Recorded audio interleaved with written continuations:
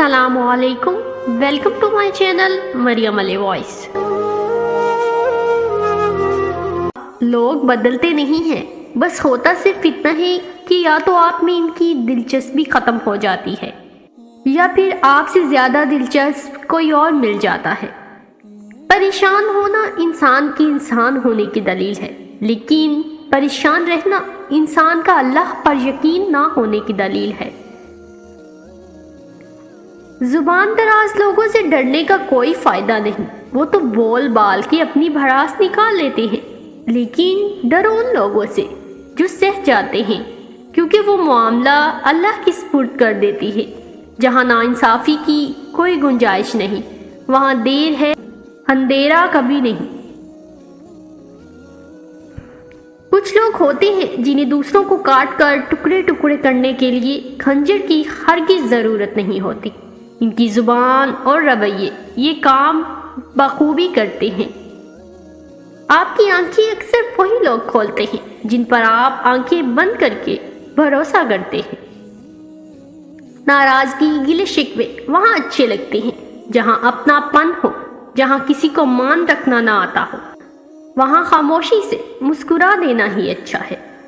راستہ بدل لینا چاہیے جب آنکھوں کے پیچھے نمی اور مضبوط لفظوں کے پیچھے ٹوٹا لہجہ کوئی نہ سمجھ سکے۔ زندگی میں بس دلوں کو جینے کا مقصد رکھیں، ورنہ دنیا جیت کر تو سکندر بھی خالی ہاتھ گیا۔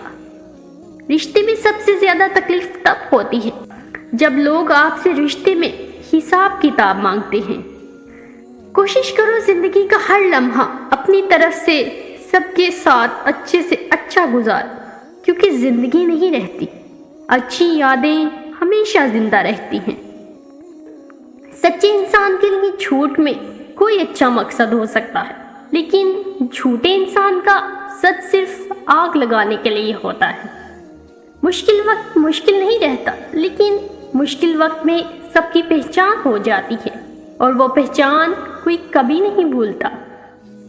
بانٹنے کی عادت ڈالیے، چیزیں بھی، جذبے بھی، اور خوشیاں بھی۔ اپنی زندگی میں کبھی مایوس نہ ہو، کیونکہ زندگی کہیں سے بھی شروع ہو سکتی ہے۔ جو شخص اتنی محبت، اتنے خلوص اور اتنے اعتبار کے باوجود بھی آپ کا نہیں رہا، تو یقین کریے کہ وہ کبھی بھی کسی کا نہیں ہو سکتا۔ انسان مضبوط اتنا ہے کہ پہاڑوں کا سینہ چیر دے، اور کمزور اتنا کہ لفظوں اور لہجوں سے ٹوٹ جاتا ہے۔ بے حسی کہہ لے یا نہ قدری، مگر انسان نے اپنے خیر خواہ کو اس کے چلے جانے کے بعد ہی پہچانا ہے۔ اپنوں کی دی گئی تکلیف اور دکھ کے سامنے ہم کتنا بھی ڈر جائیں، مگر ایک لمحے کے لیے ہم ٹوٹ ضرور جاتے ہیں۔ فرش والے لاکھ کہیں گے یہ ممکن نہیں، مگر اس کے ایک گن پر میں نے تقدیریں بدلتی دیکھی ہیں۔ جھوٹا کبھی عزت نہیں پا سکتا، چاہے اس کی پیشانی سے چاند نمودار ہو جائے۔ سچا کبھی ذلیل نہیں ہوتا، چاہے سارا جہاں اس پر تالیاں بجانے لگے۔